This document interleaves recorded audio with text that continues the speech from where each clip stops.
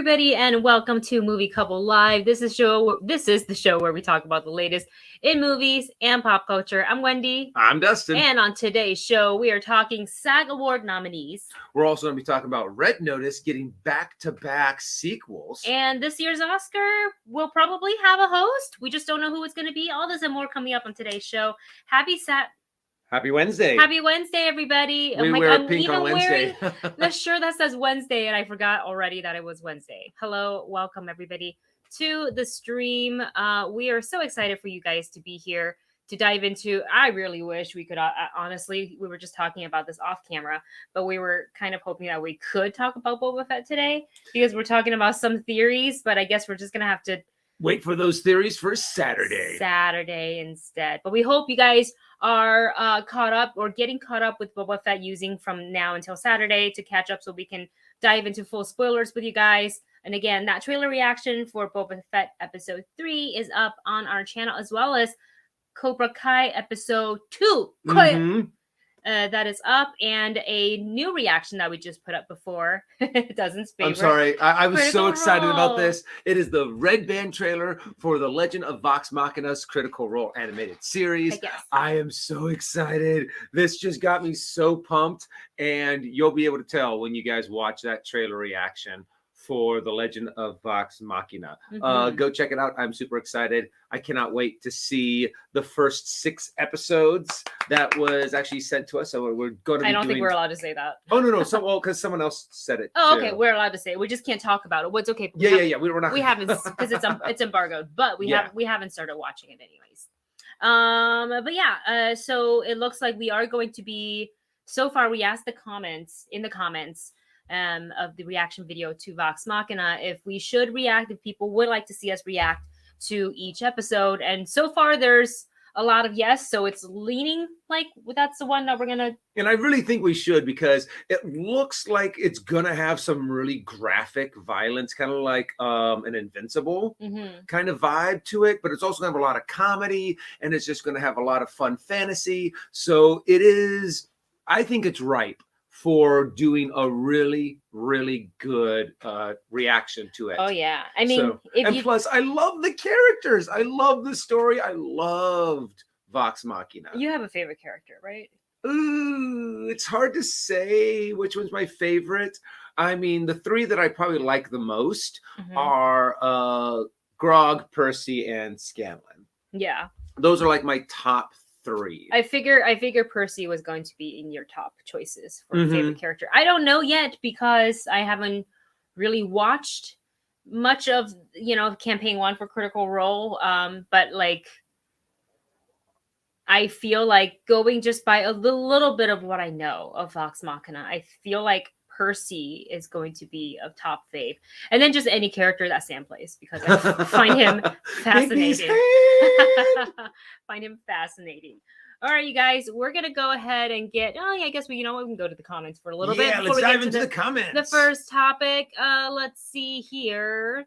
And Black Loki. This is actually not an iced coffee. This is actually an iced tea from a Tasty that is around here. We love Tasty. It's absolutely not sponsored. Not sponsored. But yeah, we go there we at least go there at least once a week. God, it's terrible. But they're delicious. And I got something called a Yummy Gummy. Yummy Gummy. What flavor is it? It's orange, raspberry, passion fruit with peach pieces in it. Sounds delicious. I just got a boba tea. I got an oolong milk tea with crystal boba. Something a little bit different than the normal chewier honey boba. And apparently Black Loki got some panda again last night. Oh my gosh, you're addicted. And he feels a little guilty. Don't feel guilty. Don't feel guilty. Yeah. Enjoy the deliciousness that is panda. Enjoy it. Like there's one thing I remember my mom used to get so mad at me when she would come and visit me in college, and she would look in my pantry. She's like, "Why do you have just instant noodles and like mac and cheese and all this bad stuff?" I was like, "Because it's what I can afford. It's what I can afford, and it stays in the shelf for a long time, and I don't have to really like prepare and cook it. I just throw it all on the stove into a pot of water, and it's done." And she's like, the one thing you shouldn't do is not feed yourself. And I was like, well, I don't have money. I do feed myself. Yeah. And what she's saying is like that one thing I shouldn't sacrifice is food. It's like, because I would like skip meals because I didn't have the money as a college student. Yeah. So I would skip meals, and she's like, you gotta not do that. So she started to kind of mail food more often, or be like, come home and eat. I'd be like, okay. So eat what you want to eat. If it's panda all day, every day. Eat what you want to eat. It is delicious. It is. Put it in your belly. A couple of other comments here. A couple of you guys asking, did you see the 355, or will you just wait for it on streaming after all the negative reviews and word of mouth? Yeah, the reviews haven't been great. I also got this really weird comment on our reaction video for 355 that was filmed ages ago, and was like, no woman wants to see other women pretending to be as strong as men. This yes queen stuff is so cringe. And I was like, I'm sorry, I am a woman who likes to support other women doing their shit. So if you don't like it, you can see yourself out. Yeah, please don't tell us what we should or shouldn't like. Yeah, like if you don't like it, that's totally fine. I have no problem with you not liking something. But it's comments like that, I'm just like, okay. And then so we haven't seen 355 or Scream. The Omicron's a real thing. The concerns for us is very real.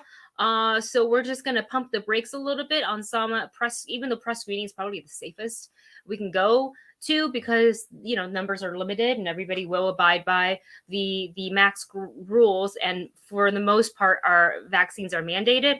So it does make me feel a little bit better, but right now the surge is pretty high. Like, I haven't seen a single other human being other than this one sans mask in an enclosed space in a long time. So we've been trying to isolate ourselves as much as possible. Yeah, but it's weird. It's very hard. Yeah, because we got so used to like finally getting able to see friends and going out to like, let's go outside for like outdoor dining, so kind of putting that on hold right now. But it's okay. We will, the surge, it'll do its thing, and then it'll come back down, and then we can hopefully resume a more normal lifestyle.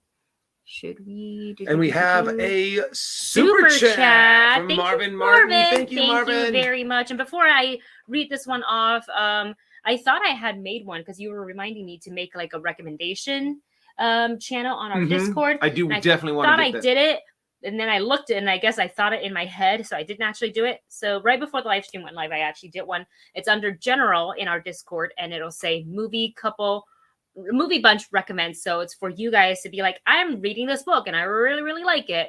Drop it in the Discord so you can share the love and let everybody know about this one thing that you are really enjoying. It is not a place to request trailer reactions and or movie reviews.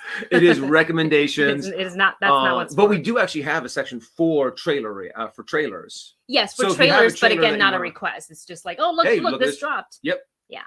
All right. Sorry, Marvin. Marvin, let's get to your super chat. And Marvin writes, Serpent's Secrets, Hindu girl Percy Jackson, Spider Unicorn Avatar today just for Wendy. Oh, wait a minute.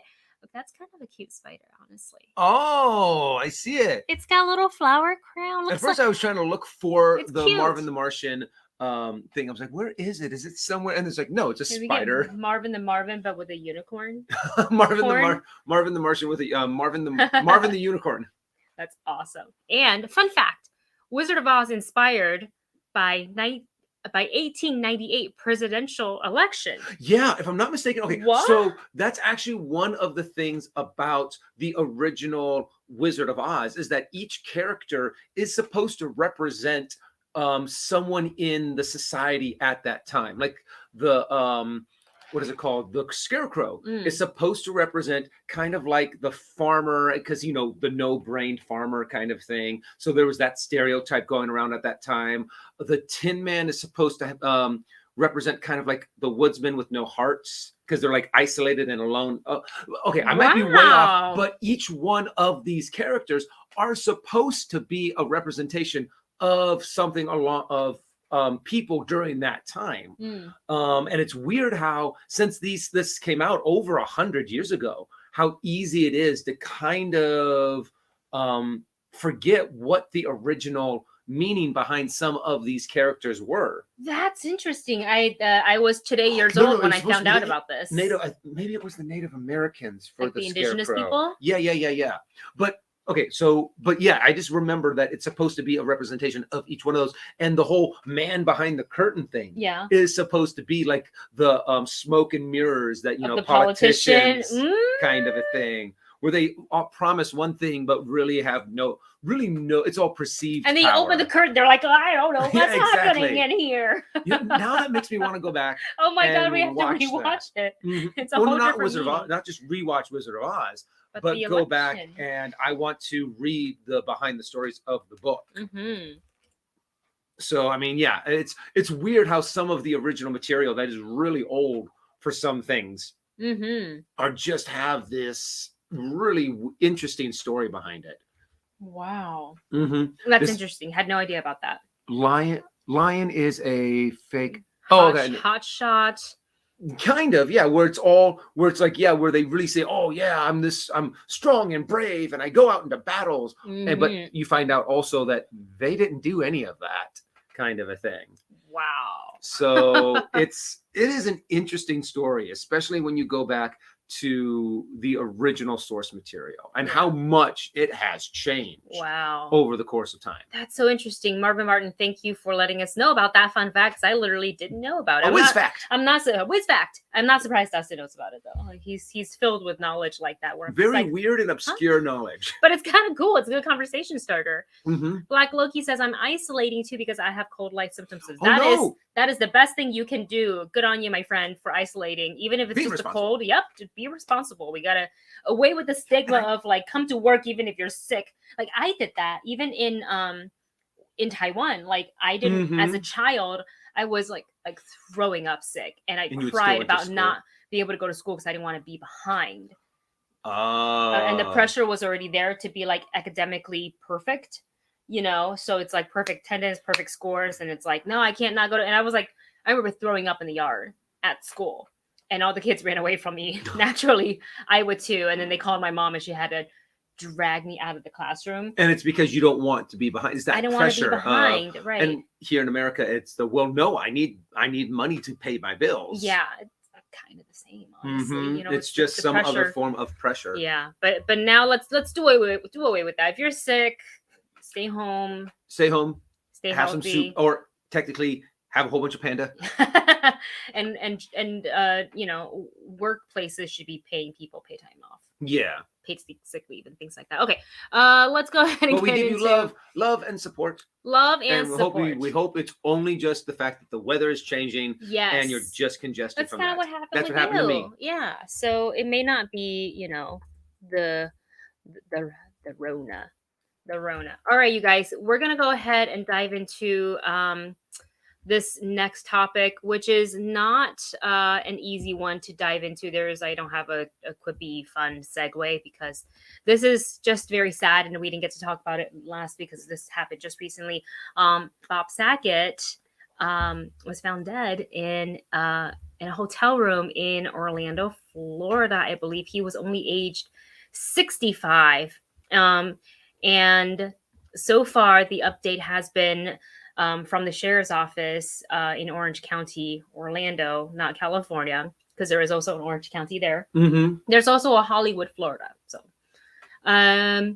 quote, we have no information on cause of death. The detectives have found no signs of foul play or drug use in this case. And they note the medical examiner's office will make the final call on the cause and manner of death. This was just so shocking. Yeah. When I said it to you, I saw it on Twitter. I was like, no way. Because he was trending. I was like, oh, something happened.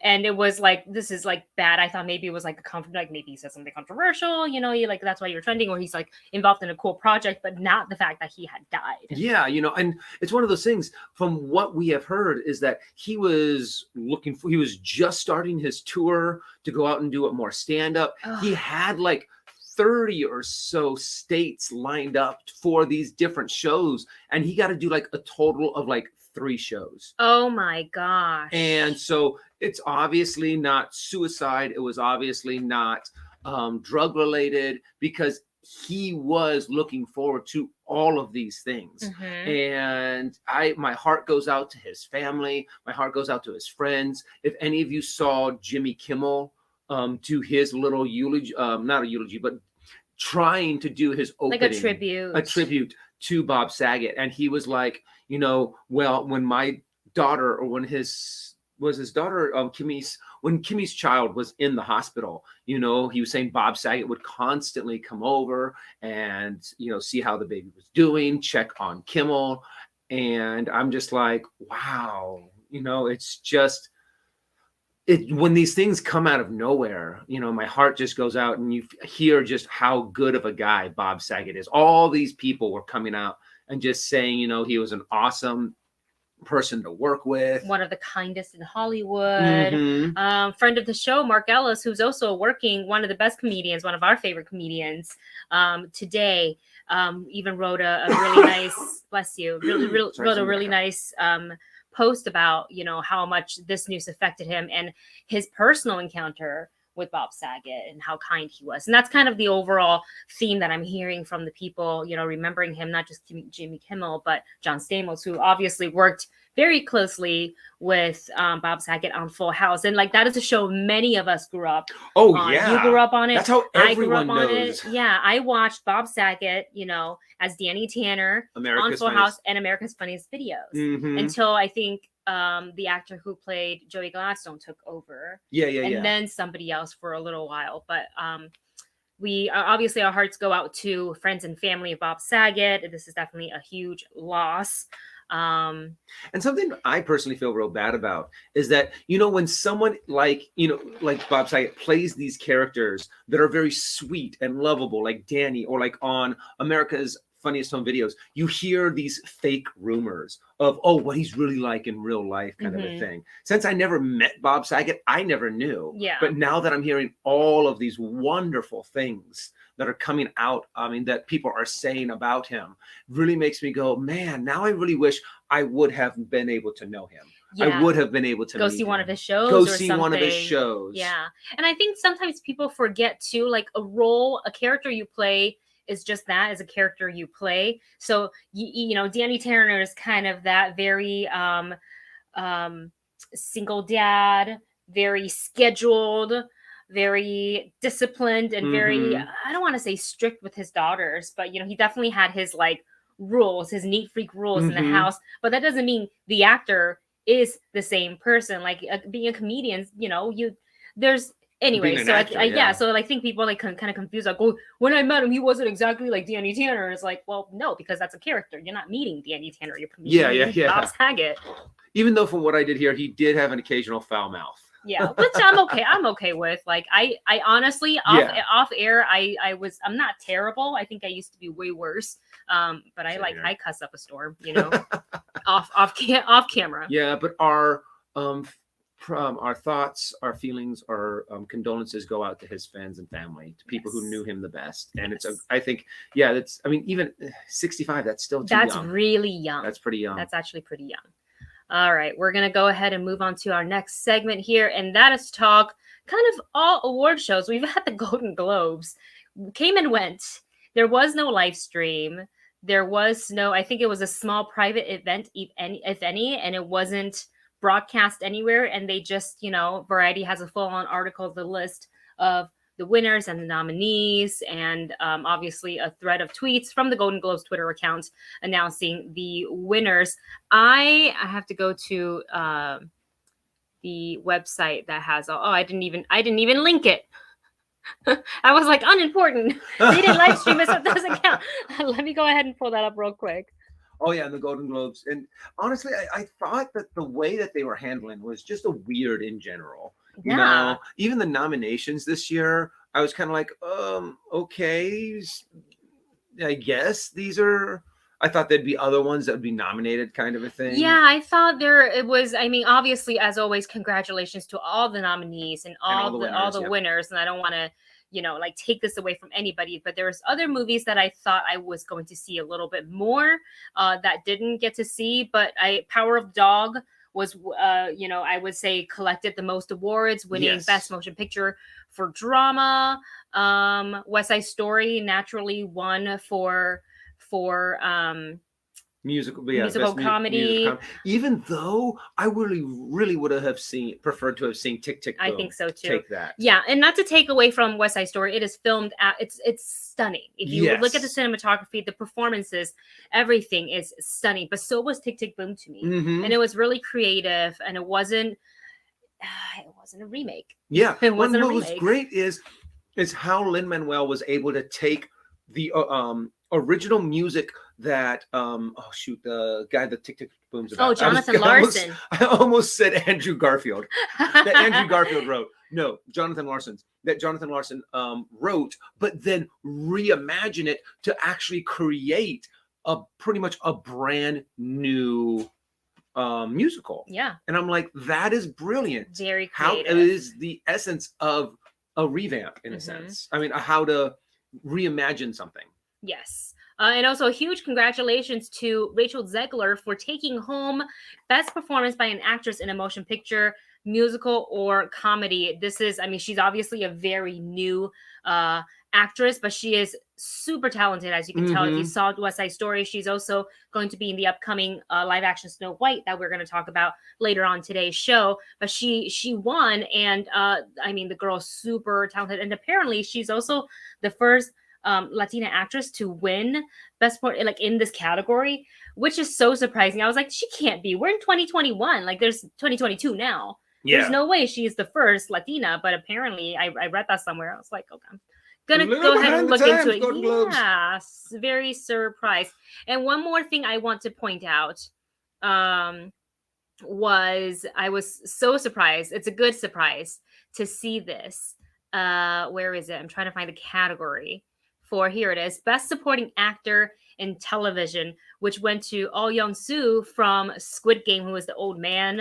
And I was so happy. I was sad to see that Squid Game, the actors or the show, didn't take home any more awards, but I definitely really want to celebrate this one. And if you haven't watched Squid Game, you should. It's on Netflix. Don't let the caption, you have to read the subtitles, stop you. You can just watch it dubbed if you don't like reading. That's kind of what we did. So I feel like I'm gonna watch it again though in Korean, because I think I watched the first 2 to 3 episodes. The first 2 episodes. The first episode Korean, at least, because I think I hopped in. I jumped in and out of the first episode, and then the second episode is when I jumped in. It's because I kept on reacting to it. I was like, "What are you doing? What is this show that you're watching?" Screaming at the TV. And then I watched the second episode. I'm like, "Whoa, yeah, okay, this is intense." It's good stuff. And of course, naturally, Dune wins for Best Original Score for Motion Pictures. So I wonder what it's going to look like next year for the Golden Globes. Will they have a live stream? Do people want to attend? I guess we will find out for next year. But let's go ahead and move on to the SAG Awards 2022 nominees. I actually haven't read these yet. I put the article in, and I'll actually go ahead and put this in the chat so you guys can follow along. Yep, and see who's nominated for what in the SAG Awards. Very excited. Okay, remember when the ensemble award went to Parasite? That was such a thrill. All right, here is the complete category, the complete list for the nominees of the 2022 SAG Awards. For Outstanding Performance in a Cast, by a Cast in Motion Picture, we have Belfast, Coda, Don't Look Up, House of Gucci, and King Richard. And again, all of these, as I'm going through naming them, I'm thinking, yes. If you haven't watched Coda, absolutely watch Coda. It is amazing. It will make you cry, but watch it. Outstanding Performance by a Female Actor in a Leading Role, Jessica Chastain, Olivia Colman, Lady Gaga, Jennifer Hudson, and Nicole Kidman. Outstanding Performance by a Male Actor in a Leading Role, we have Javier Bardem, Benedict Cumberbatch, Andrew Garfield, Will Smith, and Denzel Washington. And I don't want to read out all of these. Because there's so many. But we'll definitely cover these top categories, such as Outstanding Performance by a Female Actor in a Supporting Role. We have Catriona Balfe, I think is how you say her name. Sorry if I'm saying it incorrectly. Kate Blanchett, Ariana DeBose, who I think she's just gonna take. Because I mean, everybody in here is amazing. But yeah, she is amazing in that role.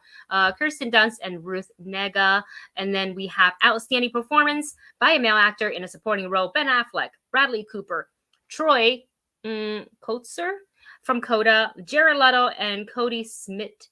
McPhee in Power of the Dog. And then I definitely want to read this one too because it's outstanding action performance by a stunt ensemble. Yes, Black Widow, Dune, The Matrix, Resurrections, No Time to Die, Shang-Chi, and The Legend of the Ten Rings. I wouldn't mind. I mean, out of all of those stunts, I kind of want Shang-Chi to win. Shang-Chi 100% for me. Especially when you watch the behind the scenes of how they did that bus scene fight. When you're sitting there, just go, it looks amazing without all of the special effects. And then when you add the special effects in there, that's when it even looks even better. And shout out to since we're big fans of Squid Game, shout out to Lee Jung-jae for being nominated for Outstanding Performance by a Male Actor in a Drama Series. I'm trying to see if there's any other categories in here. Okay, here we go. Outstanding, because we love stunt people and we love stunts. And we don't feel they get enough love in like awards such as these. So for outstanding action performances by a stunt ensemble in a comedy or drama series, quiet. Falcon and the Winter Soldier, Loki, Mayor of Easttown, and Squid Game. You know, honestly, for this one, I think my guess would probably go towards Falcon and the Winter Soldier because they had a lot like that one fight that was on top of the what is that called? On top of the semi truck. Oh, that was good, and it was practical, wasn't it? Didn't lot of it. Well, it was all done on green screen, but they were on top of containers. But they were on top of containers. So I mean, honestly, I think Cobra Kai has fun fight choreography. Yes, but I don't think it's as technical as say Falcon and the Winter Soldier. Loki had good special effects, but I don't think they had as good as a fight ensemble. I agree. And Squid Game, they had some good stunts, but I don't think there was anything that was too elaborate. Yeah, with some of their stuff. I would agree with that. So I think with Falcon and the Winter Soldier, there was that one scene that really does stick out. There was a lot of fights in it that were technically amazing. So I think I think Falcon and the Winter Soldier is going to snag that one. Yes. And before we dive into the next awards category, which is the Oscars, we have another super chat from Marvin Martin. Thank you so much. Hey, if you can make your own award show, what would it be? Oh, I love this. Well, that means we just get to choose, or we could just do like the Movie Couple Award show. Okay, so it would definitely be film and television. And we don't want to exclude, like, we wouldn't have the rule of like, oh, you're only Netflix? No. Like we wouldn't do that. It's if you have a theatrical release, great. If you're only streaming, great. I would do obviously best animated because we love those, best stunts and best stunt performers because we feel like they should get recognized. I would absolutely love to have a category for mocap performers. Yes, that's outside of stunt performing because I think that's so overlooked as well as voiceover. I honestly think that. Oh, I guess you know what? If you put like non-traditional performance in there, that means that it can include mocap. It can include voiceover work. It can include. You can bring in more non-traditional.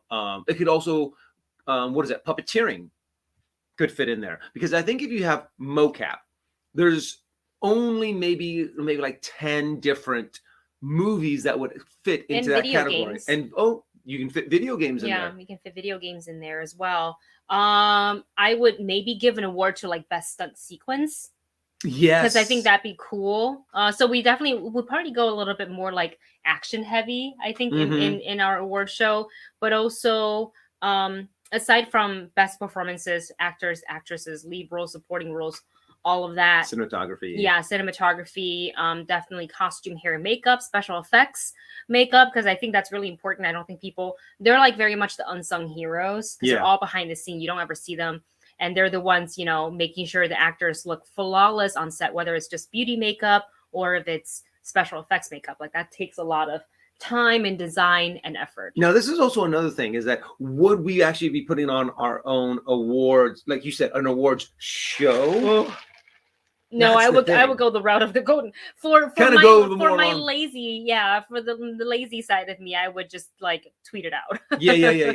Kind of tweet it out, or at least be kind of like at least spend like maybe like a total of like 3 minutes at most on each category. Yeah. And just kind of like bam, bam, bam, bam, bam, bam, bam. Okay, good. Now let's go to the after party. Yeah. But like if somebody was happily wanting to produce it for us and we can just kind of sit back, then like sure, by all means, let's have an award show. You know what I mean? Oh man. Oh, there's some interesting categories here. I like what MK is saying here. Casting director. Oh yeah. Yes, another unsung hero. Yeah. And I guess you'd have to look at their entirety. I mean, their work of that. I guess that would be more of an ensemble thing. Yeah. So if you did like say like what the who does the best ensemble award? Was that SAG? SAG does it. So if you do like the best ensemble, you would get the entire cast up there, but you would also bring up the casting director. Yeah. Because they're the ones that kind of brought them together. Yeah, because there's a lot of chemistry reads and, you know, all that stuff. So, yes, that would be essentially kind of our own award show. So we include a lot of the current categories, but also include the ones that are really not really an award in bigger mainstream award shows like Golden Globes, Oscars, things like that. And something that I would probably more along the lines of that I would change about the Oscars is instead of having each song that's nominated for best song, or is it best score, or whichever category they actually show the entire song, instead of doing each, what is that called? Each one having like doing the entire song, make one presentation of all of the songs as a medley.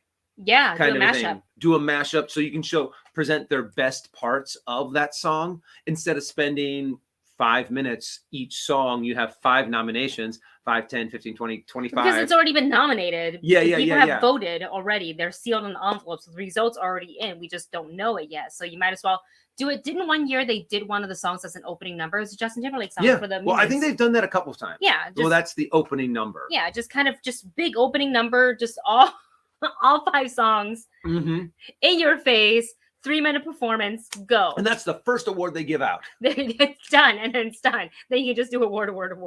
There you go. You can hire us anytime to produce your show. Thank you very much. All right, we're going to go ahead and get into the Oscars here. So let me go ahead and pull up this article.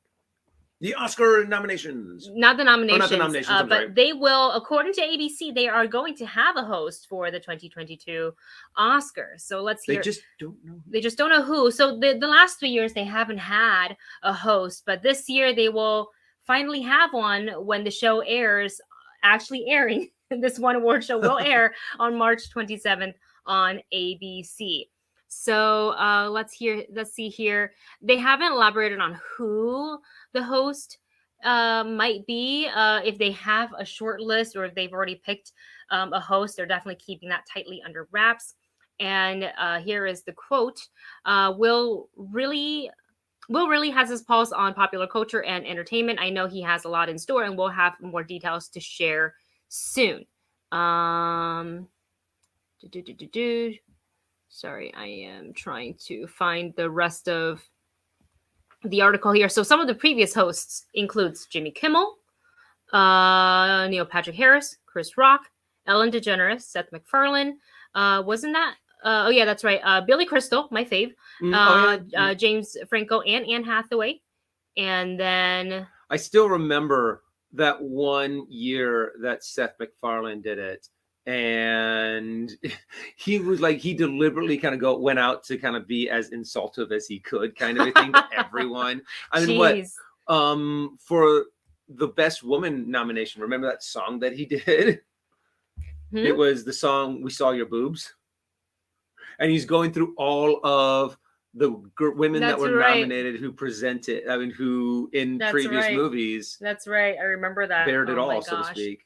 And it's kind of like, whoa, dude, you've got some you got some cojones to be able to get up there in front of this huge audience. He did it, and he hasn't been asked back. He's never been asked back. I wonder if that's because it was, because I hope that when he performed the song that he got the okay from the actresses that he was mentioning, be like, hey, you're okay with like this is gonna be like a fun little bit. Mm-hmm. And if they agree, then like that's fine. But if they were kind of sidelined by it, to be like, well, I think he still did it, even without their approval, kind of a thing. So yeah, I mean, honestly, I think I've kind of liked it without a what is that called? A host. A host just takes up more time. Yeah. And if you just have the people kind of come out, do their little talk, present the award, maybe then you do the one, and then announcing the next little show and the next little presentation, and then who's doing the next award. So I think it speeds it up instead of having one person that is kind of grandstanding in a sense, or being the MC, kind of taking up too much time. When you should just be going boom, boom, boom, boom, boom through this. Instead because of having it's about the winners and the nominees for the award show. We're Exactly. celebrating them. It's not making it about you. Mm-hmm. It can be about you in the beginning because you're opening the show, but after that, let's see.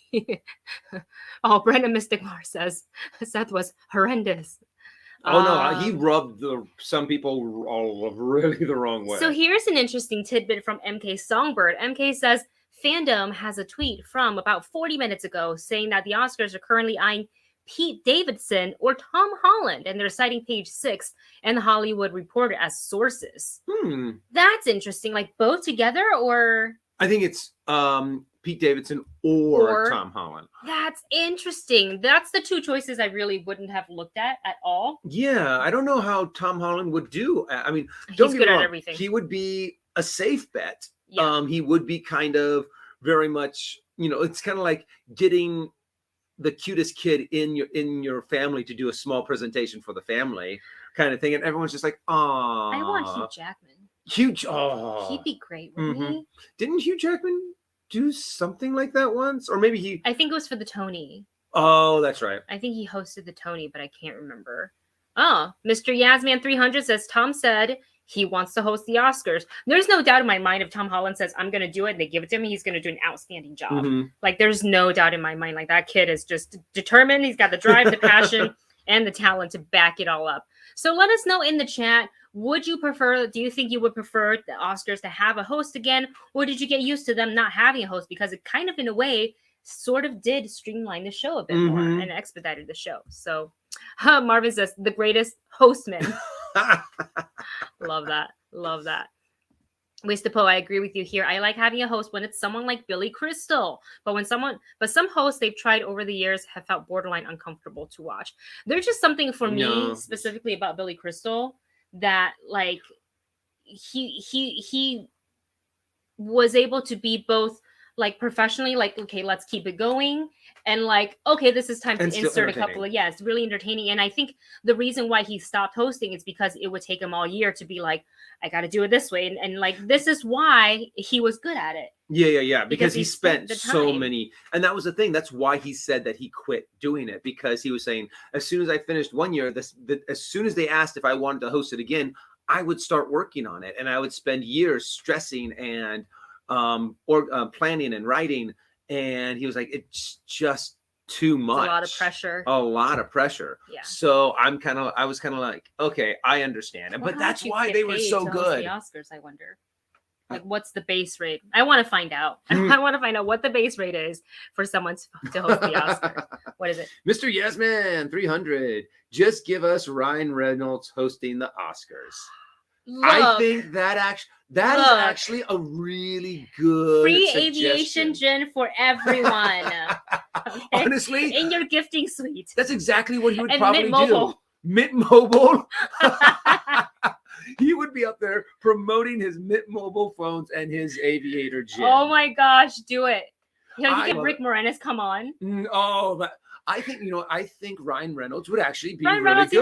You have our vote. That's it. Because I think his kind of humor would work for the Oscars. And Hugh Jackman. Oh my God. Because they're friends. Yes. That'd be great. Yes, and I would watch it. At one point during the show, he comes out as Deadpool. He comes out as Logan. And Oh, that would be perfect. That'd be so Oscars, if you're listening, do that. good. Ryan Reynolds. Do that. Where I you want at? to see that.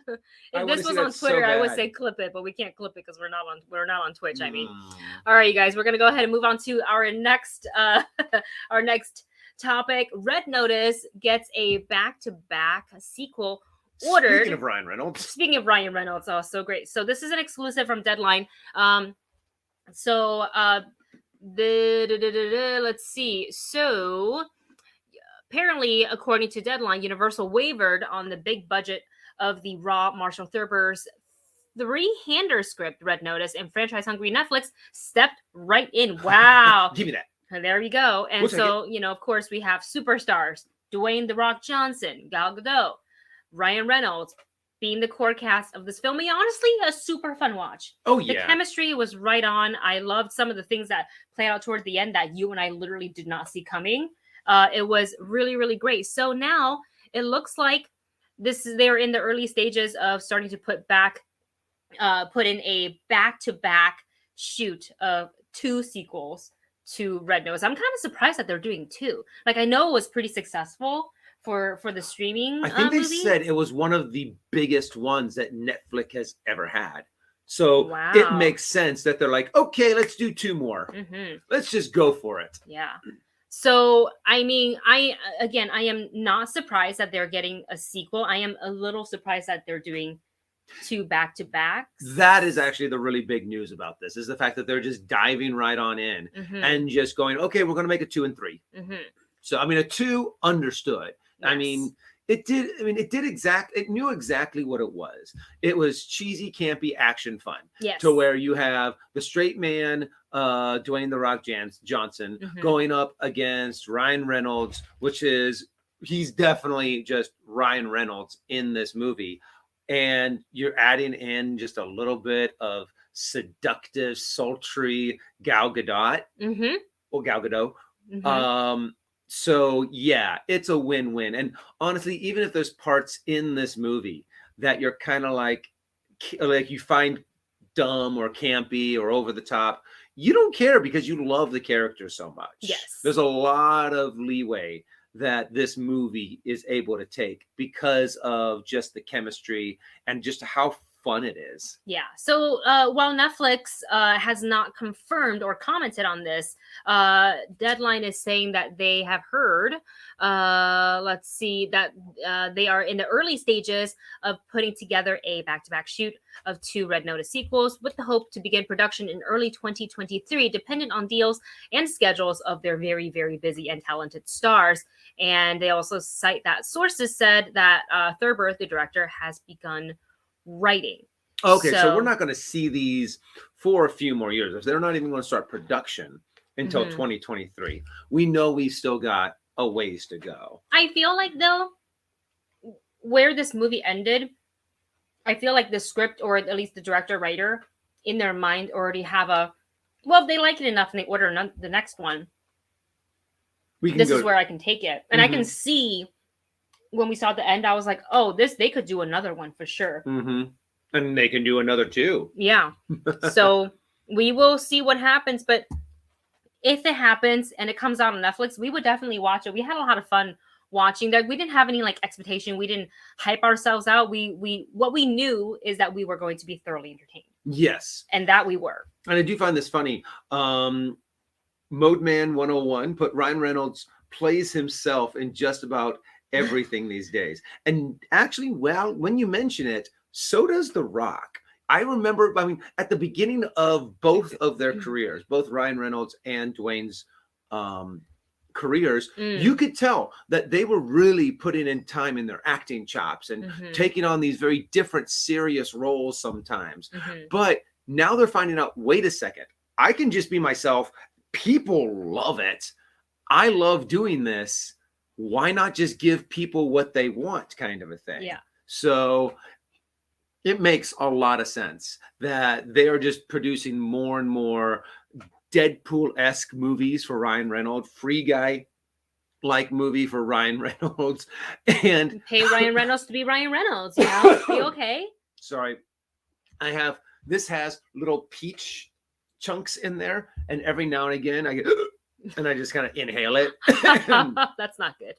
And I'm not. But and for Dwayne, they just have more and more of these Hobbs kind of character, to where if any of you knew that one scene in, I think it was Fast and the Furious 7, at the end when they're all in the backyard cooking, and one of the characters like, uh-oh, here comes Shaw, hide your baby oil. And then he goes, oh, better hide that big forehead. Oh, that was, Dwayne said that, but that was an improv line. That was all an improv line. And that's why the guy, I think Ludacris like busted up because he was like, "Oh damn, that was straight."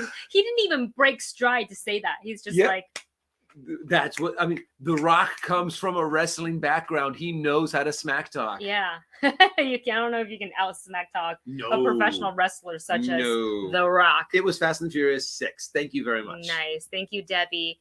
All right, we're going to go ahead and move on to our next topic. I don't have a banner for this one, so I'll just hide that. But we are talking a little casting news for the upcoming Disney live-action Snow White remake. So this, we know, has Rachel Zegler as our lead as Snow White. We have Gal Gadot as the evil queen. And they've recently just added, and this was just announced, via The Hollywood Reporter, Andrew Burnap, who have won a Tony Award just last year for his performance in The Inheritance. And he is going to be the male lead in this film. However, it is saying that he doesn't seem a new male character.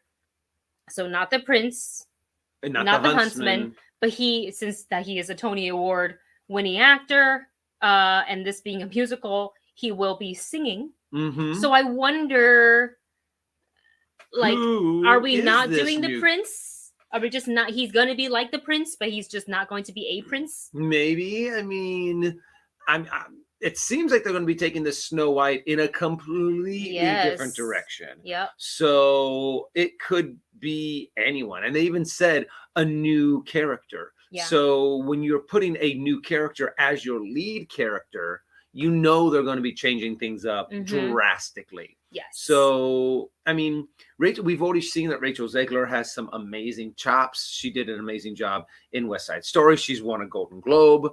So I'm really curious on where they're going to be taking this. And even what is the style going to be of Snow White? You know, are they going to kind of take it in more of a family-friendly kind of way?